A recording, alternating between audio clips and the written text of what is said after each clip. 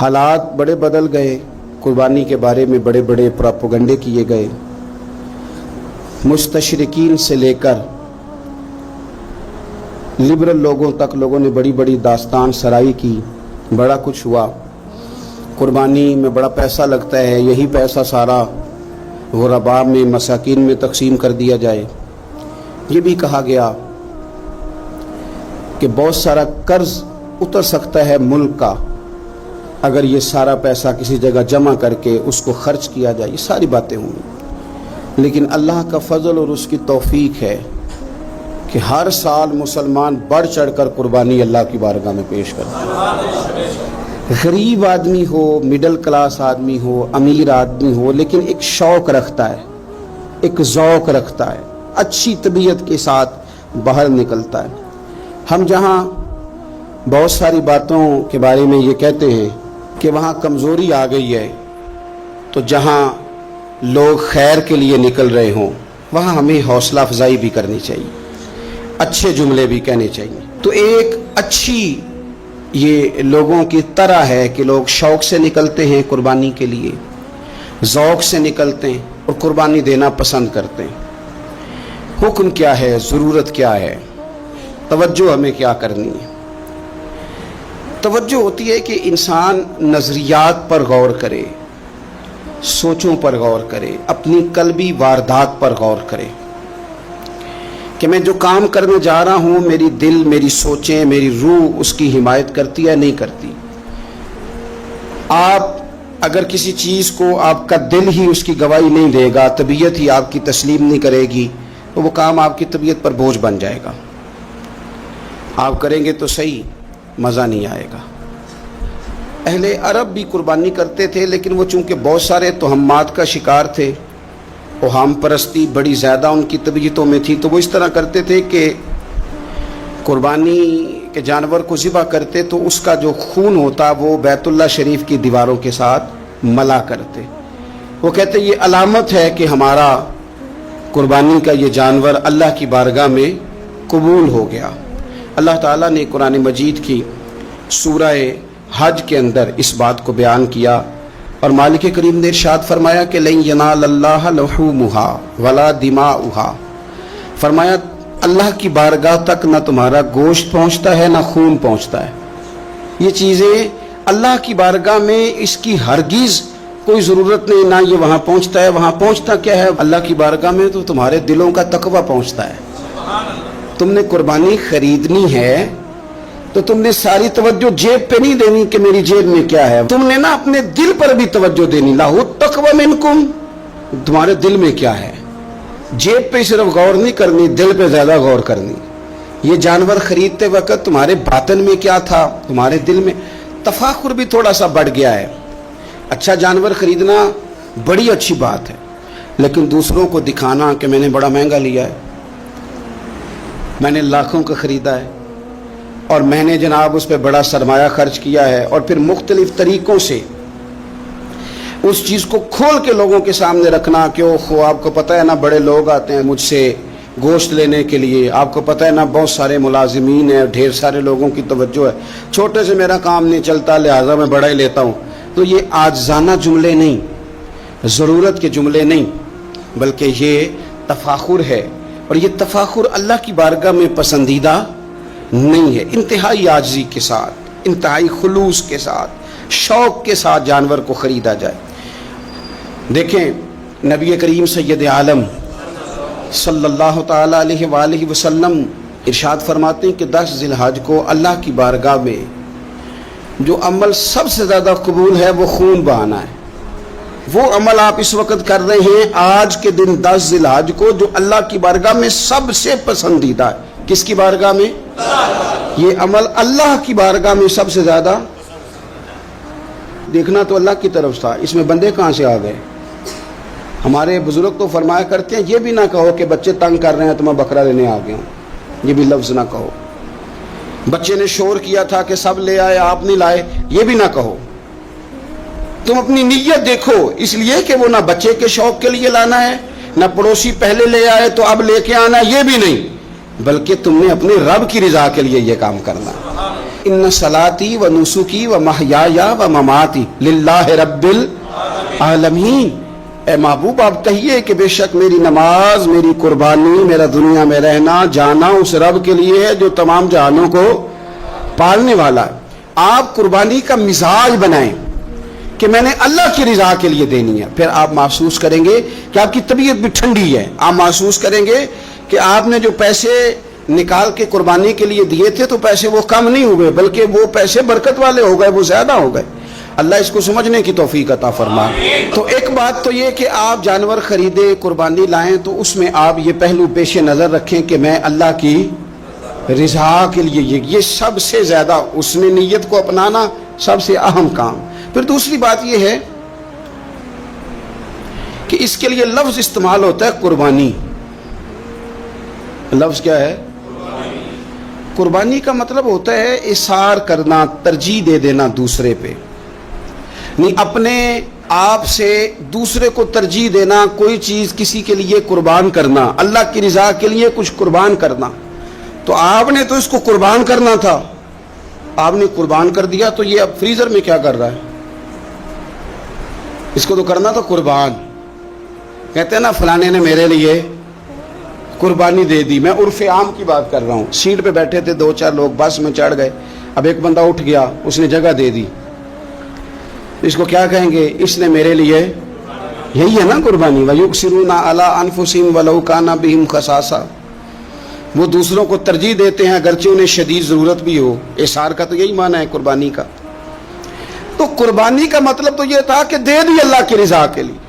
घर में रखना जायज़ है, फ्रीज़र में रखना। मुझसे कुछ दोस्तों ने मसला पूछा कि मुहर्रम शरीफ में कुर्बानी का गोश्त खा सकते हैं? मैंने कहा सफ़र में भी खा सकते हैं, रबीउल अव्वल में भी खाएं आप, किसने मना किया? रबीउल सानी तक खाएं। पर यह बता दें कि क्या किसी ने कहा था कि बाद में गोश्त मिलेगा नहीं, दुनिया में ख़त्म हो जाएगा? इतना लंबा चलाने की ज़रूरत क्या थी?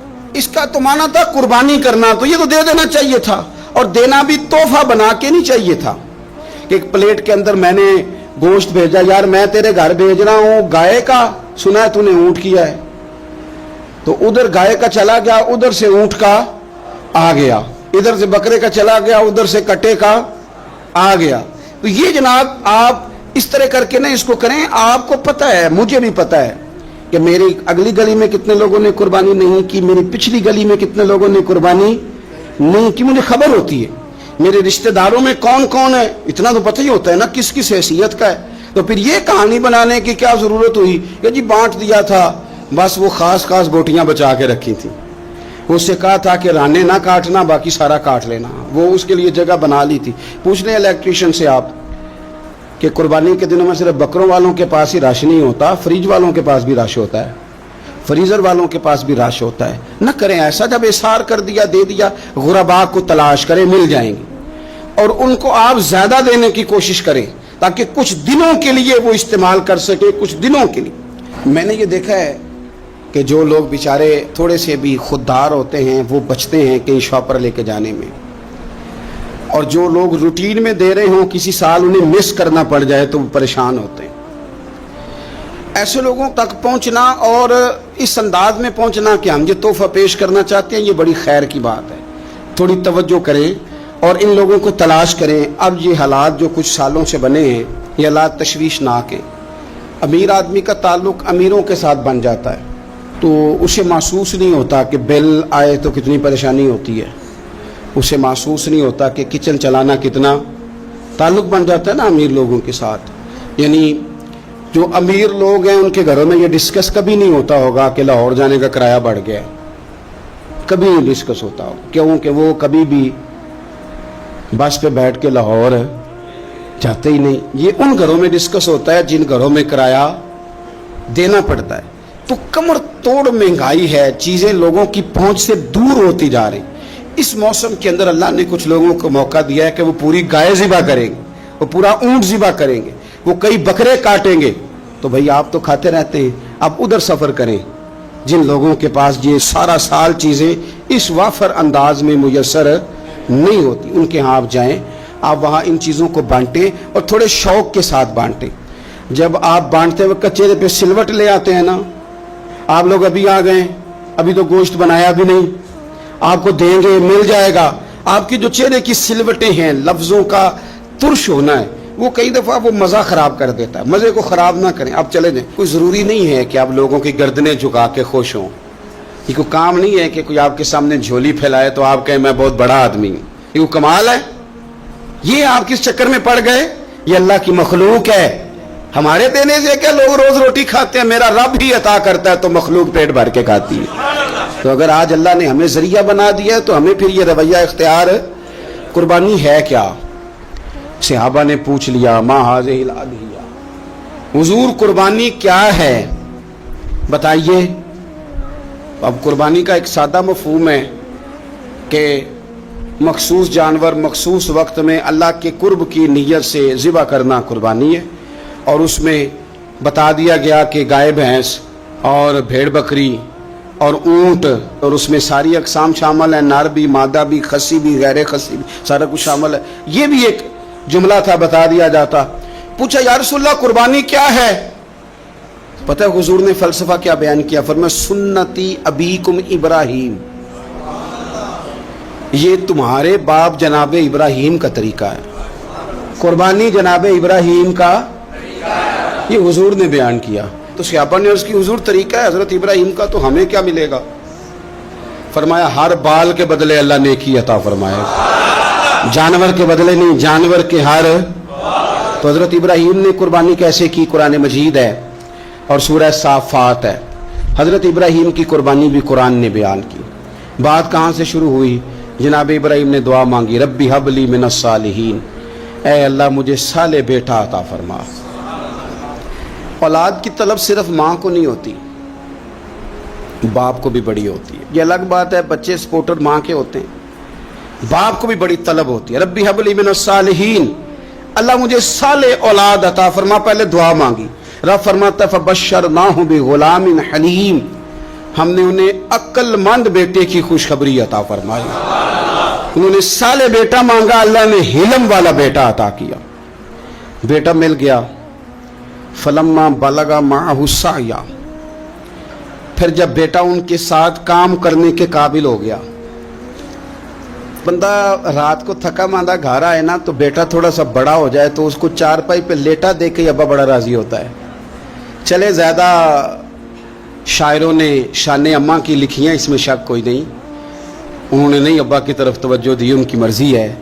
تو زیادہ باتیں اماں کے حق میں ہوئی، پر باپ اور بیٹے کا پیار، بیٹے اور باپ کا پیار، اگر یہ آیتیں قرآن پاک کی کبھی سمجھ میں آ جائیں تو شاید عشق کی ساری داستانیں ختم ہو جائیں. بیٹا بھی اپنے باپ سے بڑا ہی پیار کرتا ہے، باپ بھی اپنے بیٹے سے بڑا. یہ دعا حضرت ابراہیم نے مانگی یا اللہ صالح بیٹا دے. اللہ نے پھر کہا کہ میں نے خوشخبری دی حلم والے بیٹے کی. فلما بلغ معہ السعی، پھر بیٹا جب ساتھ چلنے کے قابل ہو گیا، قال یا بنی انی ارا فی المنام، کہا اے بیٹے میں نے خواب دیکھی ہے. کیا؟ انی اذبحک، میں تجھے ذبح کر رہا ہوں. فانظر ماذا تری، بیٹے تیری رائے کیا ہے؟ میں نے خواب دیکھ لی، میں ذبح کر رہا ہوں، تو اپنی رائے بتا. رائے اس لیے نہیں پوچھی کہ اگر وہ کہیں گے نہ ذبح کرو تو نہیں کریں گے. رائے اس لیے پوچھی ہے کہ لوگوں کو پتہ چلے کہ جس پتر کی تربیت حضرت ہاجرہ نے کی ہے اور جس کی رگوں میں حضرت ابراہیم خلیل کا خون ہے اور جس کی پیشانی میں نور محمدی چمکتا ہے صلی اللہ تعالی علیہ وسلم، ان کے خیالات کیا ہیں پتہ چلے. اور یہ پوچھا بھی اس لیے تاکہ لوگوں کو سمجھ آ جائے کہ اگر حضرت ابراہیم ذبح کرنے کو تیار تھے تو جناب اسماعیل ذبح ہونے کو تیار. لوگوں کی سمجھ میں بات آ جائے. فانظر ماذا تری، تیری کیا رائے ہے؟ قربان جائیں. یہ بھی انداز ہے بیٹے کا باپ کے ساتھ. یہ نہیں کہا کہ ابا جی ذبح کر دیں آپ، یہ نہیں کہا. قالا یا ابت افعل ما تؤمر، کہا ہے ابا جی آپ کریں وہ جس کا آپ کو حکم دیا جا رہا ہے. رب جو کہتا ہے نا آپ وہ میرے ساتھ کر دیں. اگر اللہ کہتا ہے ذبح کریں تو ذبح کر دیں، اگر وہ فرماتا ہے اس کے ٹکڑے ٹکڑے کریں تو ٹکڑے ٹکڑے کر دیں. جو رب کہتا ہے وہ کریں. مجھے آپ انشاءاللہ صبر کرنے والوں میں سے پائیں گے. کریں، میں تیار ہوں. کریں. بیٹا ہے. سالوں کے بعد جناب ابراہیم نے دیکھا ہے اب وہ اس عمر کو پہنچا ہے کہ وہ کام کرنے کے قابل ہوا، ساتھ چلنے کے قابل ہوا، حکم آ گیا۔ دیکھو ایک مشکل وہ ہوتی ہے کہ تبلیغ کرنی ہے، کافروں کو رستے میں مشکل آ گئی۔ ایک مشکل وہ تھی کہ کافروں سے لڑائی کرنی تھی تو رستے میں مشکل ہے۔ یہاں تو کچھ بھی نہیں، بیٹھے بٹھائے رب نے کہہ دیا کرو بیٹا ذبح۔ سمجھ آتی ہے کہ یاری تیری سونا ہے پر ازمائشاں بھی تیریاں اگ، اے سونا پرکھیا جامدہ ہی پہلو نال لگاں دے لگ۔ وہ اپنے پیاروں کو نہ بیٹھے بٹھائے بھی امتحان لے لیتا ہے۔ کہا میں تیار ہوں، مجھے صبر کرنے والوں میں پائیں گے۔ فلما اسلم وتلہ للجبین، اللہ فرماتے ہیں جب دونوں حکم ماننے کو تیار ہو گئے تو باپ نے بیٹے کو پیشانی کے بل لٹایا، شیطان بڑا سر پٹایا، دوڑا، میں نے تو گمراہ کرنا تھا آدم کی اولاد کو، یہ کیا بنا؟ اللہ کی رضا کے لیے بیٹا تک قربان کرنے کو تیار ہو گئے، دوڑ کے جناب ہاجرہ کے پاس گیا۔ پتہ ہے آج کیا ہونے لگا ہے؟ پتہ ہے جناب خلیل کہاں لے گئے ہیں جناب اسماعیل کو؟ کہنے لگی سیر و تفریح کے لیے گئے ہیں، یہی ہیں؟ کہنے لگی نہیں، وہ تو ذبح کر دیں گے۔ جناب ہاجرہ کہنے لگی کبھی باپ نے بھی بیٹے ذبح کیے؟ کہ ان کا گمان ہے کہ رب کا حکم آیا ہے۔ فرمانے لگی تم مردود شیطان ہے، اللہ کے نبی کا گمان نہیں ہوتا، رب کے نبی کو وحی آیا کرتی ہے، دوڑ جا ادھر سے۔ اگر میرے مالک نے میری گود کا پالا مانگا ہے تو ایک اسماعیل ہے، کاش میری گود میں ہزاروں ہوتے، میں ایک ایک کر کے سارے اپنے رب کے نام پہ قربان کر دے۔ دوڑ کے آیا جناب اسماعیل علیہ السلام۔ پتہ ہے آپ کے والد کہاں لے جا رہے ہیں؟ فرمایا یہیں سیر کے لیے۔ کہنے لگے نہیں، ان کو تو خواب آئی ہے، رب کا حکم آیا ہے، وہ تو ذبح کر دیں گے۔ تو فرمایا ٹھیک ہے، میرے والد ذبح کریں گے تو میں ذبح ہو جاؤں گا، آپ نے میری بات کو سمجھنا ہے۔ پھر حضرت ابراہیم کے رستے میں آیا، کہنے لگا اے ابراہیم حضرت جبریل تو آئے ہی نہیں، آپ کو تو حکم حضرت جبریل کے ذریعے آتا ہے، آپ خواب دیکھ کے بیٹا ذبح کریں گے؟ روڑے اٹھائے، کنکر اٹھائے، زور سے مارے، وہ دوسری جگہ آ گیا، پھر کنکر مارے، پھر تیسری جگہ آ گیا، پھر کنکر مارے۔ کیا دنیا میں یہ بھی انداز بھی ہے کہ روڑے مارے تو عبادت کا ثواب ملے؟ آپ میری بات کو سمجھنا یار، روڑے مارو، روڑے کون مارے؟ حاجی صاحب مارے، ایک دفعہ مارے، کہا نہیں 3 دفعہ مارو، 3 دن مارو، آؤ روڑے مارو۔ یا اللہ، روڑے مارنا بھی عبادت ہے؟ پتھر مارے، کنکر مارے، فرمایا مارو نا، تمہیں پتہ نہیں نا کہ وہ ذائقہ کتنا ہے جب میرے خلیل نے میری خاطر روڑے مارے تھے، میری خاطر روڑے مارنا بھی عبادت قرار دے دیا۔ صحابہ نے پوچھا یا رسول اللہ یہ جو ہم کنکر مارتے ہیں جمرات کو، اس کا بھی ثواب ہے؟ فرمایا یہ تو تمہیں میزان عمل میں قیامت کے دن پتہ چلے گا نا اجر کتنا ہے، یہ تو تمہیں تب پتہ چلے گا۔ روڑے مارے حضرت ابراہیم خلیل نے۔ فلما اسلم وتلہ للجبین، دونوں تیار ہو گئے، باپ نے بیٹے کو پیشانی کے بل لٹائے۔ مفسرین کہتے ہیں خود کہا تھا جناب اسماعیل نے ابا جی سیدھا لٹا کے ذبح نہ کرنا، ہو سکتا ہے چہرہ دیکھیں تو آپ سے چھری نہ چلائی جا سکے، آنکھوں پہ پٹی باندھ لو، مجھے الٹا کر کے لٹا لو اور میرے ہاتھ پیر باندھ لو۔ بیٹے وہ کیوں؟ کہا آپ والد ہی نہیں پیغمبر بھی، پیغمبر بھی جد الانبیاء ابو الانبیاء ابراہیم خلیل، ایسا نہ ہو کہ میں موت آتے وقت تڑپوں تو کچھ خون اڑے، تو میں اللہ کے نبی کی بے ادبی نہیں کرنا چاہتا، مجھے ذرا باندھ لے۔ باپ نے بیٹے کو باندھا، چھری پکڑ لی اور گردن پہ چلائی۔ فلما اسلم وتلہ للجبین، آپ کبھی مزہ تو لے ان آیتوں کا۔ دونوں تیار ہو گئے، باپ نے بیٹے کو گردن کے بل لٹا لیا۔ ونادیناہ ان یا ابراہیم، رب فرماتے ہیں ہم نے آواز دی اے ابراہیم۔ آپ کبھی دیکھیں کوئی بندہ کام کر رہا ہو تو پیچھے سے کوئی دیکھنے والا آواز، او ٹھہرنا ٹھہرنا ٹھہرنا، ذرا مزہ لیں۔ ونادیناہ ان یا ابراہیم، اللہ فرماتے ہیں ہم نے آواز دی اے ابراہیم، قد صدقت الرؤیا، آپ نے تو خواب سچ کر دکھایا ہے، اے ابراہیم آپ نے تو خواب سچ کر دکھایا۔ ان کذالک نجزی المحسنین، ہم اسی طرح نیکوں کو بدلہ دیتے ہیں۔ ان ھذا لہو البلاء المبین، بے شک یہ بڑی آزمائش تھی، بے شک یہ کھلی آزمائش تھی۔ میں نے کہا تھا قرآن کی آیتوں کا بھی مزہ لیا کریں، یہ کھلی آزمائش تھی۔ جب آزمائش لینے والا کہتا ہے آزمائش کھلی تھی اور دینے والے نے سچ کر دکھائی، تو پھر حضرت ابراہیم کی شان دیکھی نا کتنی بلند ہے۔ لینے والا کہتا ہے آزمائش کو لی تھی وفدیناہ بذبح عظیم، اور ہم نے انہیں بچا لیا فدیے میں عظیم ذبیحہ دے کر۔ اللہ نے نا پھر دمبا بھیجا جنت سے۔ حضرت ابراہیم نے چھری چلا دی تھی، روکی کوئی نہیں، چھری چلا دی، اور جب بری طرح ذبح ہو گیا تو آنکھیں کھولی تو آپ نے دیکھا کہ نیچے دمبا ذبح ہوا پڑا ہے اور جناب اسماعیل دور کھڑے مسکرا رہے ہیں۔ تو حضرت ابراہیم کی زبان سے نکلا اللہ اکبر، اللہ اکبر۔ آپ کی بات سن کے جناب اسماعیل بھی پکارے اللہ اکبر، اللہ اکبر۔ یہ لفظ سنے تو حضرت جبریل بولے، کہنے لگے لا الہ الا اللہ واللہ اکبر۔ جب انہوں نے یہ کہا تو حضرت سیدنا ابراہیم پھر بولے، کہنے لگے اللہ اکبر وللہ الحمد۔ اللہ کو یہ لفظ بھی بڑے پیارے آئے۔ فرمایا پڑھو نا 9 ذی الحج کی فجر سے لے کر 13 تک پڑھو نا ذرا سارے، اللہ اکبر، اللہ اکبر، لا الہ الا اللہ واللہ اکبر، اللہ اکبر وللہ الحمد۔ فرمایا یہ پڑھتے رہو۔ انہوں نے پڑھے تھے مل کے تو مجھے بڑے پیارے لگے۔ فرمایا ہم نے انہیں بچا لیا ایک فدیہ، عظیم فدیہ دے کے، وَتَرَكْنَا عَلَيْهِ فِي الْآخِرِينَ، اور ہم نے ان کے ذکر کو چھوڑا ہے آنے والوں کے لیے۔ کیا لفظ ہے قرآن کے، قربان ہونے کو دل کرتا ہے۔ یہ بات بیان کر کے پتہ کیا فرمایا؟ رب نے فرمایا، رب نے فرمایا، خدا خود میر مجلس بود، رب کریم نے فرمایا، کیا فرمایا؟ فرمایا سلام علی ابراہیم، قربان جائیں، سلام علی ابراہیم۔ کیا بات کہاں ختم ہو رہی ہے، کہاں پہنچ رہی؟ کیا انداز؟ سلام علی ابراہیم، سلام علی ابراہیم۔ فرمایا سلام ہو ابراہیم پر، سلام ہو ابراہیم پر، سلام ہو۔ حضور فرمانے لگے غلاموں یاد رکھنا قربانی حضرت ابراہیم کا طریقہ ہے۔ یہ وہ طریقہ، کبھی بیٹے بھی کسی نے ذبح کیے ہیں، لے آئے میدانوں میں بیٹے ذبح کرنے، لے آئے۔ میرے نبی پاک سید عالم صلی اللہ علیہ وسلم نا شوق کرتے قربانی کا۔ بڑی پیاری چیز کوئی ہو نا تو بندہ کہتا ہے بڑی پیاری، بڑی لاڈلی، کہتا ہے بیٹے یہ چیز ہے تیری ذرا سنبھال لینا۔ بڑی قیمتی چیز ہو تو بندہ بیٹے بیٹیوں کہتا ہے آؤ نا تمہیں دکھاؤں۔